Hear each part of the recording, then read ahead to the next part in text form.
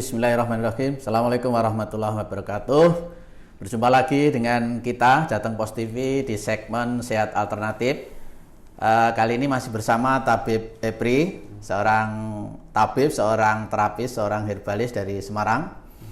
Pekan lalu kita sudah membahas sehat alternatif tentang bahayanya ketergantungan obat medis ya Bib ya. Betul. Bahwa terlalu banyak mengkonsumsi obat medis itu selain menyembuhkan juga membawa dampak negatifnya secara kesehatan. Nah, supaya adil pemirsa Jateng Pos TV, kali ini kami sengaja membahas sehat alternatif dari sisi bahayanya obat herbal ya. Kalau kemarin bahayanya obat medis, sekarang obat herbal biar adil. Bahwa obat herbal itu juga ada efek negatifnya jika kita mengkonsumsi tidak sesuai aturan juga ya. Oke Bib, sebelum ke sana kita ingin tahu istilah obat herbal ini ya. Obat herbal ini sebenarnya pemahamannya apa herbal ini dan bedanya dengan obat farmasi apa itu? Ya, jadi kalau herbal itu hampir semua ya, hampir semua tanaman atau tumbuhan yang memiliki zat aktif untuk penyembuhan atau ikhtiar sakit sehingga mampu memperbaiki kondisinya untuk bisa pulih dan sehat. Sedangkan kalau obat itu cenderung ke lebih detail, zat aktifnya apa. Contoh misal kita dari jahe ada anti tanin, anti radang. Mungkin kalau di medis ada antibiotik, amoxicillin dan sejenis. Jadi lebih cenderung kalau obat itu detail dengan istilahnya dengan produksi atau labelitas dari farmasi nih. Jadi lebih detail penelitiannya. Sedangkan intinya uji klinisnya lebih kuat, bonafit ya. Sedangkan kalau herbal ini pertama berawal dari merujuk dari riwayat-riwayat leluhur terdahulu. Sedangkan dengan seiring berkembangnya zaman dan modern yang terus berkembang, alat-alat modern berkembang, maka herbal pun sekarang diteliti. Bahkan sekarang tidak menutup kemungkinan para dokter juga menghafalkan herbal. Karena sedikit banyak kayaknya sudah pada paham bahwasanya obat sendiri juga ada dampak negatif. Dan sebenarnya herbal juga ada dampak negatif. Ya. Nah, kalau di sini sebelum kita membahas lebih jauh, saya lebih ingin mengangkat bahwa saya begini. Kita jangan benturkan antara obat dan herbal. Kenapa? Karena dua-duanya kita perlu dan kita nggak perlu fanatik dengan salah satu bagian. Tapi kita sama-sama memiliki karena ini keduanya fungsinya sama untuk ikhtiar kesembuhan. Selama itu halal, khair, baik, maka kenapa tidak kan gitu ya. Jadi kalau lebih detailnya, ada herbal atau sistem herbal ya yang dia efektif kadang, seolah melampaui obat-obat kimia modern. Tapi ada juga yang kita tidak bisa memungkiri bahwasanya obat medis pun kita butuhkan untuk jenis-jenis penyakit tertentu.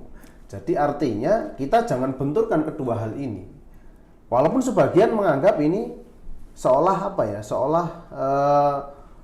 dibenturkan atau seolah dibuat saling fanatik dengan salah satu bagian sehingga melemahkan bagian yang lainnya. Jangan. Jadi kita bawa semua pengetahuan medis. Contoh, ada sebuah kondisi darurat, seorang diare. Diare itu jangan kemudian kita bahas herbal atau obat dulu. Yang penting diare segera pulih, segera sembuh. Kenapa? Karena kalau diare berkepanjangan atau muntah berkepanjangan, dia pasti akan dehidrasinya langsung drop. Dan ini bisa mengakibatkan kegagalan fungsi organ. Jadi, mana yang darurat dulu? Obat bisa ya obat, herbal pengalaman ada, boleh herbal ya. Dan itu salah satu hal-hal yang mungkin ke depan kita bahas lagi nanti. Apa sih emergensi darurat apa yang bisa kita lakukan untuk penyakit-penyakit yang urgent. Contoh seperti diare. Kalau dari herbalnya itu pakai beras yang disangan, disangrai, kemudian sampai jadi hitam kayak kopi, ditumbuk, diseduh dengan air panas, diminum. Tapi sedangkan kalau dari obat-obat medis tentu ada kan obat diare yang umum dilazim di masyarakat. Banyak ya. Jadi seperti itu. Oke. Jadi kalau lebih awalnya itu kita bahasnya jangan sampai kita benturkan, sama-sama memiliki kelemahan dan kelebihan gitu. Jadi kesimpulannya tidak boleh mengatakan lebih baik herbal atau obat medis. Betul. Sama-sama jangan seperti itu, iya. Dibutuhkan. Betul, karena tidak banyak pengalaman seseorang yang seolah beliau mengandalkan obat herbal, ternyata yang dia yakini salah. Yang kemudian dia mengorbankan kesehatannya atau mungkin bisa nyawanya kan seperti itu. Oke. Tapi sebenarnya juga begitu, karena dia seharusnya nggak perlu minum obat. Misalnya dia udah tensinya udah bagus masih minum obat tensi, nanti jangka panjangnya jantung dan ginjalnya kena. Nah seperti ini. Jadi artinya tetap dua-duanya kita bawa. Oke. Tapi memang di masyarakat itu kan orang pertama itu pengennya sembuh secara instan. Betul. Nah, Ini maka selalu kalau sakit apapun itu ingatnya obat ya. Betul. Karena kepengen satu upaya penyembuhan dari obat yang memang sudah dicetak oleh pabrik yang memang sakit ini obatnya ini gitu. Betul. Dan memang mujarab Terus ini, sebetulnya. iya, betul, Tetapi tetap ada dampaknya ya. Betul. Tetapi orang yang bahkan sebagian yang mungkin sudah sadar tentang bahaya obat dia mencoba ke herbal ya. Betul. Nah, sebetulnya gini, mungkin memang nggak boleh dibenturkan, tapi mungkin bisa sedikit dijelaskan kepada pemirsa bahwa daya sembuhnya ini sebenarnya mujarab mana antara obat dengan herbal itu? Ini yang jarang sekali diketahui. Saya kurang paham, mungkin di medis juga sudah diketahui, tapi saya jarang juga menemui seorang dokter terapis sekalipun yang dia paham tentang kaidah ini. Ini yang di awal yang kita bahas selanjutnya. Yang pertama tadi jangan dibentur, yang kedua tingkat kesembuhan ini masing-masing orang tuh beda-beda. Tidak semua sama. Contoh orang minum sekali sembuh ada yang minum berkali-kali nggak sembuh ada, banyak. Jadi artinya ini semua tergantung dari kondisi tubuh, penyerapan nutrisi dan karakter tubuhnya. Jadi di sini herbal dan obat pun bisa berbahaya semuanya. Ketika seseorang kondisi tubuhnya tidak memiliki kemampuan untuk mencerna herbal atau bahasanya krisis power of healing. Jadi sistem mekanisme pengobatannya itu ketika herbal masuk ke dalam tubuh menutrisi organ, dicerna kemudian dijadikan amplitudo untuk kemampuan menyembuhkan dirinya sendiri atau power of healing tadi. Cuman kenyataannya ketika meminum herbal, meminum obat tidak semuanya terserap sempurna. Bahkan sebagian muncul efek negatif seperti contoh alergi. Ini yang paling sebenarnya bahaya. Ada orang yang ini banyak kasus pasien saya yang dia teracuni sama dengan herbal ataupun teracuni dengan obat.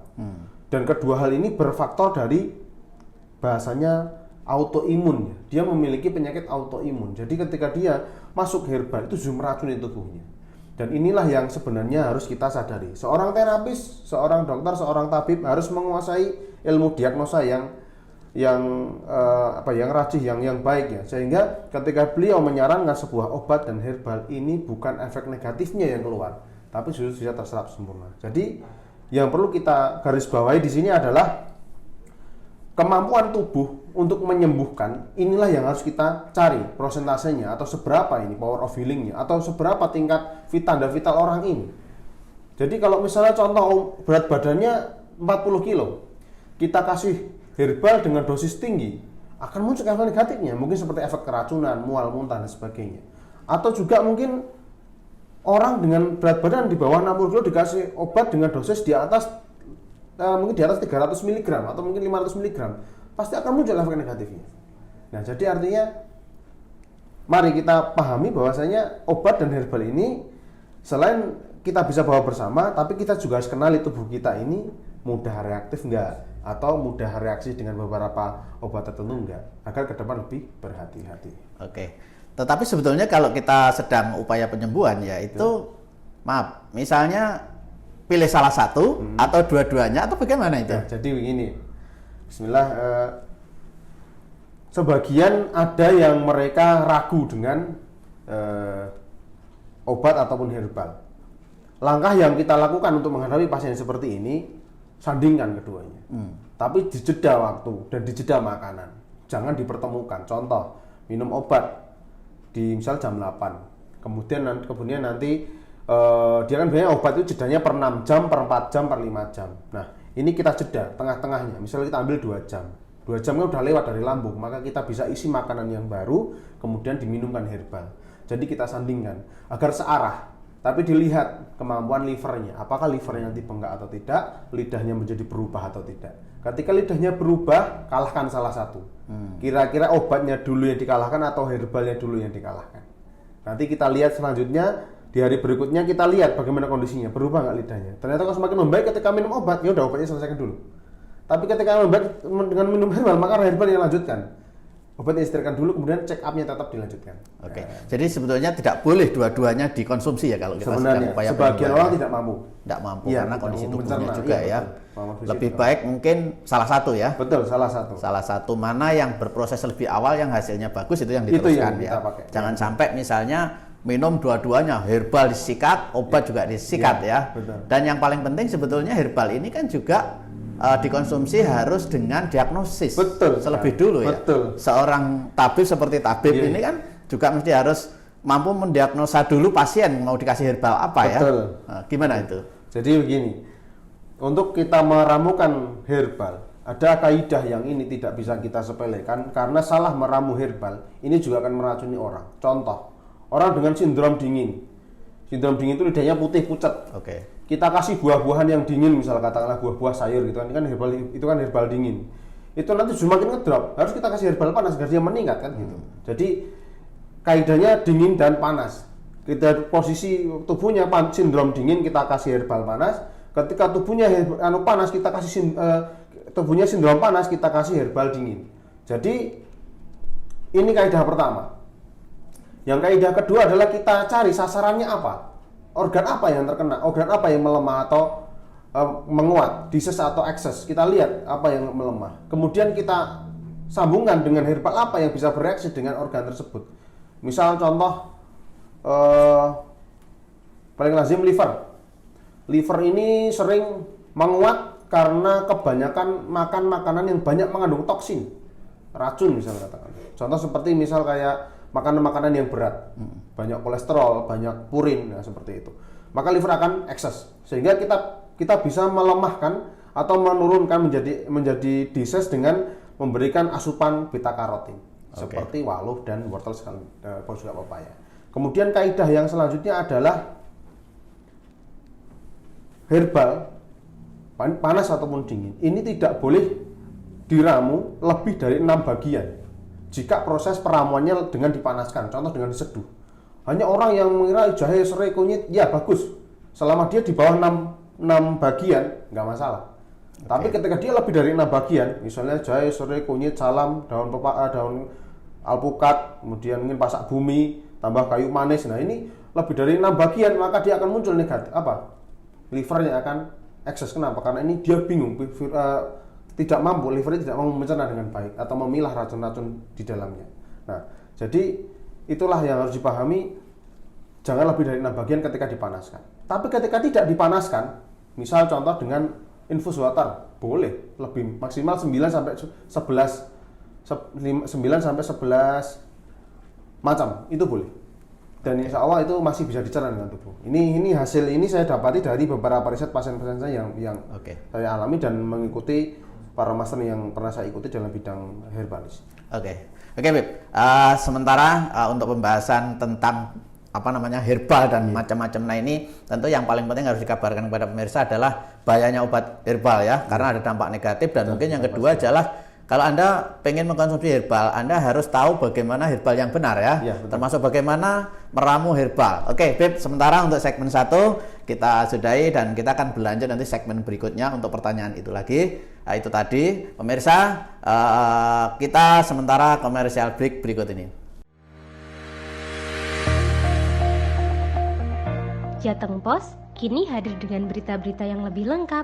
Koran Jawa Tengah ini tidak saja mengabarkan berita-berita politik, hukum, sosial, dan ekonomi, tapi juga berita pendidikan. Anda ingin tahu opini para guru di Jawa Tengah? Ingin tahu prestasi sekolah hebat? Ingin produk Anda dibeli sekolah? Baca dan promosi di Jateng Pos. Jateng Pos, untuk Jawa Tengah lebih baik.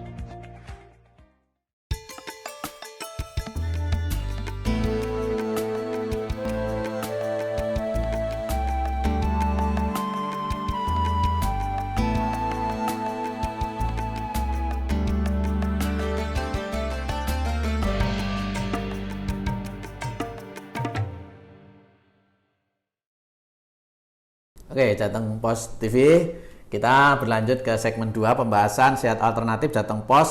Kali ini masih bersama Tabib Febri, seorang terapis, seorang herbalis, seorang tabib di Semarang yang senantiasa mengasuh kita sehat alternatif di Jateng Pos TV. Kali ini kita melanjutkan pembahasan tentang bahaya herbal ya. Ternyata herbal juga ada bahayanya. Kita lanjutkan pertanyaan berikutnya bahwa apa saja sih efek negatif dari herbal ini untuk bagi orang yang mengkonsumsi herbal? Efek negatifnya apa saja itu?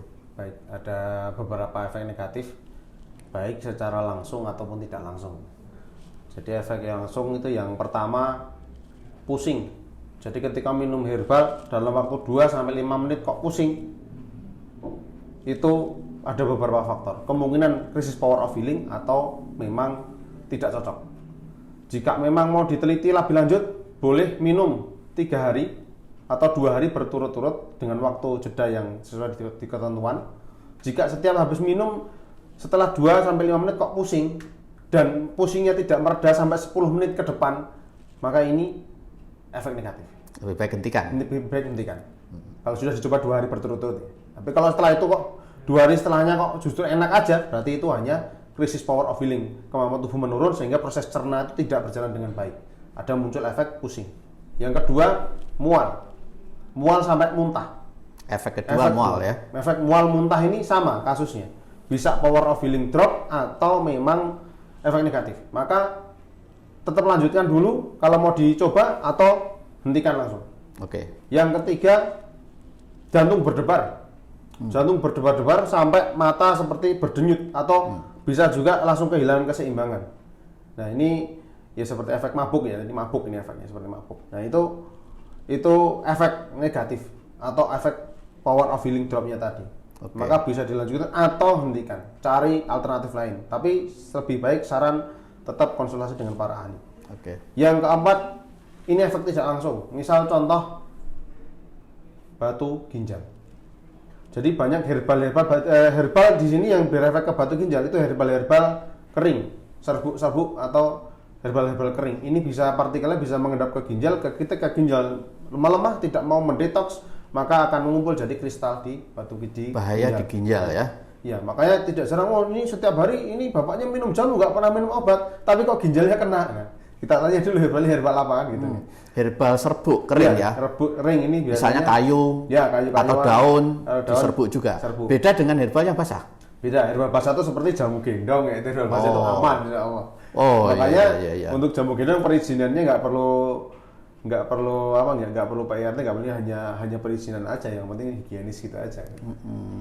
Itu dampak negatifnya dari herbal ya. Dari herbal tadi. Kemudian dampak negatif jangka panjang lainnya adalah sebagian itu mengalami semacam efek psikologis. Ada ini contoh seperti herbal kayu manis terus pala ini punya efek psikologis. Jadi bahasa dia seperti ada zat yang seolah memberikan efek kebahagiaan. Tapi kan kebahagiaan terlalu berkepanjangan jadi sesuatu kan seperti itu.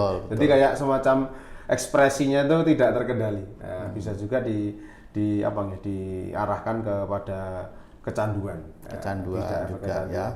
Jadi herbal pun sebetulnya itu seperti obat medis juga, dampaknya hampir sama ya. Maka ketika menggunakan herbal itu mesti harus didiagnosa dulu, ada kaidah-kaidah yang diikuti dan diagnosa dulu. Betul. Ya. Nah, kalau seorang tabib gimana mendiagnosanya itu? Kalau medis kan jelas ada alat-alat gitu. Betul. Jadi kalau medis punya alat-alat modern, kita para tabib kita punya diagnosa visualisasi dari telapak tangan, dari lidah, dari mata iriologi, terus kemudian dari tanda-tanda vital di tubuh. Misal contoh kuping berdengung. Sebagian orang mengatakan ini mau dapat uang ini. Padahal ini sebenarnya apa itu? Sebenarnya ini adalah imbas dari ginjalnya kelelahan. Harus dikeras cek itu minumnya cukup enggak, minum konsumsi apa saja dan seperti itu. Gitu ya. Terus sisi lain misal matanya kalau melihat cahaya nggak berani atau nggak bisa melihat, wah ini silau banget. Ini kayaknya kayaknya nggak ada apa. Ini ada organ liver ini melemah. Saya termasuk itu. Kalau ulap itu nggak kuat saya. Nah, ini livernya gitu melemah. Ya. Bisa pengaruh dari HB-nya yang kurang tinggi atau enzim kestabilan enzim SGOT SGPT yang perlu di cross check. Kalau lidah? Kalau lidah nanti pucat, merah, pecah-pecah, terus lembab, bengkak. Lidah itu bengkak itu ketika dia menjulur itu pinggir-pinggir bekas giginya muncul. Jadi kayak itu lidahnya bengkak itu. itu biasanya limpa lambungnya lemah. Itu dicek ada nggak asam lambungnya. Terus ada nggak itu kalau makan pedas sedikit sering mual muntah seperti itu. Kalau tangan, dari tangan? Kalau tangan nanti kelihatan ada bercak-bercak merah. Ada contoh paling singkat, merah-merah di ujung telapak jari ini nanti bisa diindikasikan ke kolesterol. Semakin merah semakin tinggi. Oh. Jadi kalau misalnya kok merahnya, jadi sini putih biasa, merahnya biasa, tapi begitu di ujung ini merah banget. Nah, kemudian kolesterol. Jika benar ini merah banget, kemudian tengkuknya di sini berat, karena minyak itu masa jenisnya ringan, maka dia akan di atas, maka kolesterol itu pasti cengeng di sini. Betul, Nah, betul. Berat. Itu berat. Nah, kemungkinan kolesterolnya mungkin tinggi. Ya. Jadi kalau medis itu diagnosa pakai alat ya, tapi kalau tabib itu pakai tanda-tanda visual, ketelitian dan pengalaman ya. Betul, pengalaman. Pengalaman ya. Tapi itu akurat itu. Insya Allah, inilah Insya selamanya Allah akurat. ya. Walaupun ya, kita tidak boleh melupakan atau meremehkan medis modern, karena kita juga harus, seorang tabib pun harus menguasai ilmu rekam medis modern, karena tidak menutup kemungkinan nanti gejala di sini menunjukkan lambung, asam lambung tinggi gitu kan, ya kan. Ternyata setelah rekam medisnya dia pernah di endoskopi, oh ternyata ini dinding lambungnya rusak atau udah pada luka, dikasih herbal panas, oh bisa makin jatuh nanti, bisa pendarahan itu, bisa muntah darah atau birak darah. Nah, jadi lebih baik dikombin ya. Seorang tabib terapis itu meskipun punya keahlian, tanda-tanda visual dan pengalaman, tetap kalau bisa itu dilengkapi dengan diagnosa rekam medis, yaitu lebih lengkap lah ya. Lengkap, dan kedepannya pun juga akan melindungi si pasien dari salah tindakan, juga akan melindungi seorang tabibnya dari malpraktek. Jadi jangan asal terapi. Iya, betul.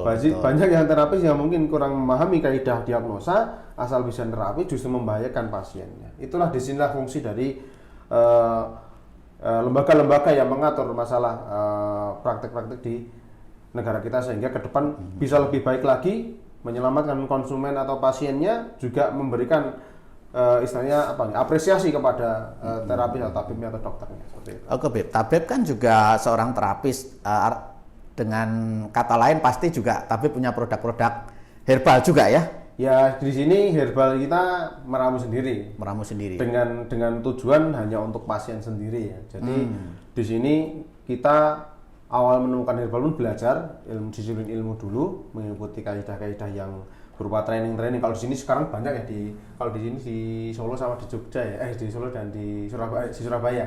Jadi ada universitas-universitas yang dia memang sekolah herbalis. Nah, Oke. Jadi jika kami berawal dari training di LPK ya, membahas tentang herbalis, kemudian kita meramu dan kita menerapkan pada pasien dengan uji klinis, dengan kita rutin ke Prodia ya untuk mengetahui perkembangannya.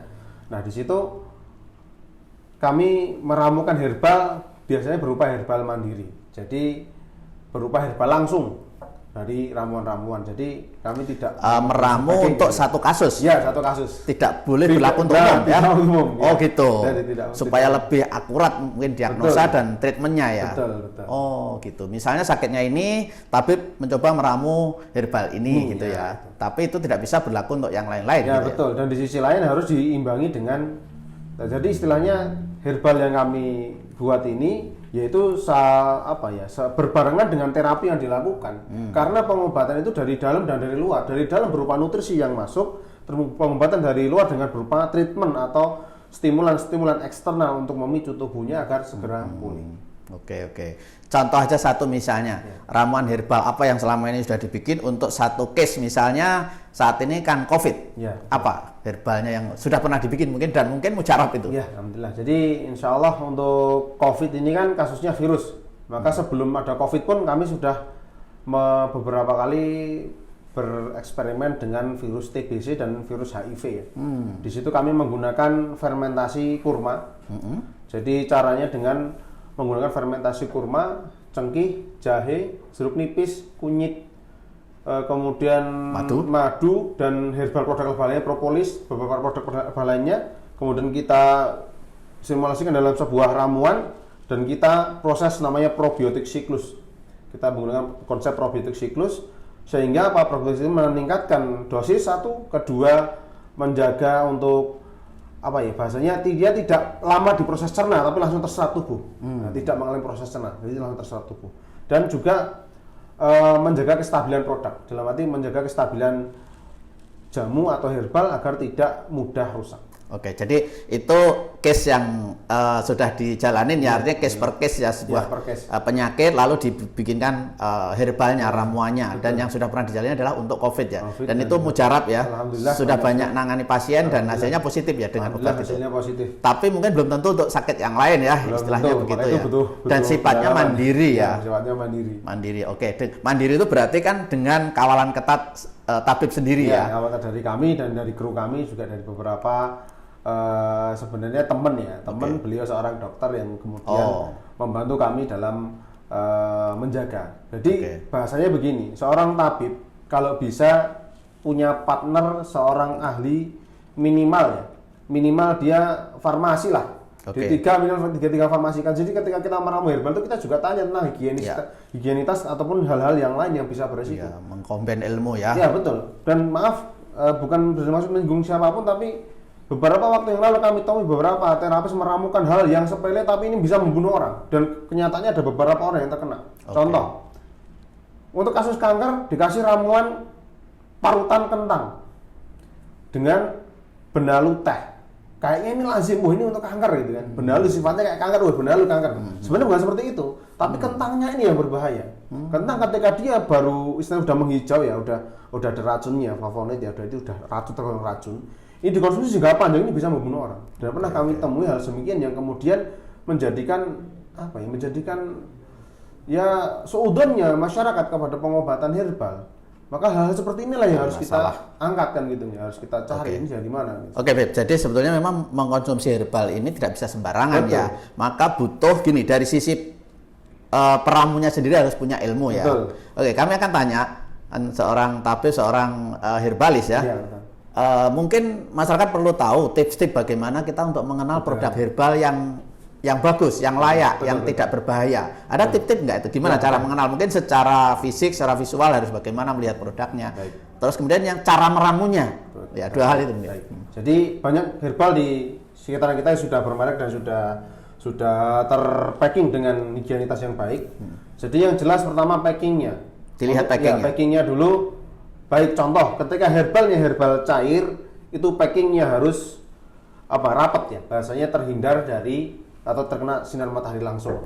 Jadi harus dilihat. Maksudnya ketika dia dalam botol harus dikeping juga dengan kardus. Jadi sebelum beli dicek dulu. Itu yang pertama ya. Pertama untuk herbal cair,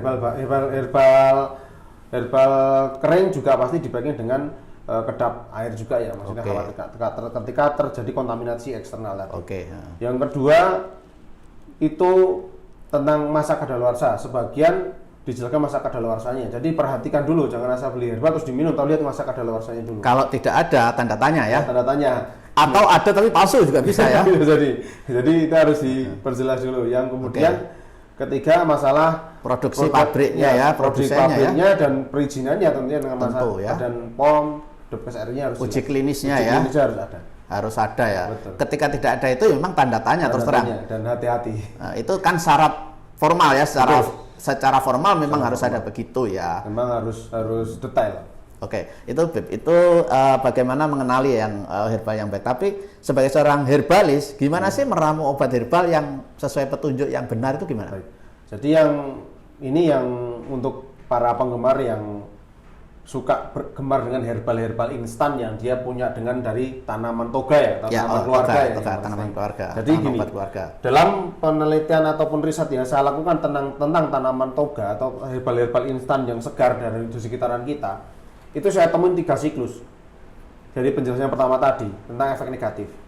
32, 52 dan 72. Maksudnya apa? 3 hari minum, 2 hari off, 5 hari minum, 2 hari off, 7 hari minum, 2 hari off. Ini maksudnya diteliti tubuh kita tuh yang siklus yang mana.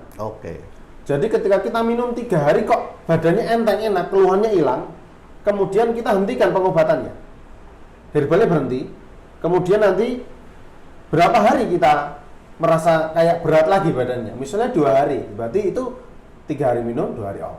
Tapi kalau kita minum 5 hari baru pulih, baru kok ngerasa enak, kemudian kita istirahatkan lagi, misalnya kok 3 hari 4 hari, berarti ada kemungkinan kita siklusnya 5 hari 4 off, seperti itu. Jadi siklus ketika berapa lama kita minum, kemudian ketika kita berhenti minum, ada berapa? Ada keluhan lagi muncul. Ini yang harus dipahami, tapi sebagian orang tidak memahami. Minum saja terus dari hari ke hari, yang pada ujung akhirnya nanti misalnya livernya mulai ya dengan lidah merah, bengkak, kemudian atau ada unsur yang lain, misal contoh seperti muncul batu empedu.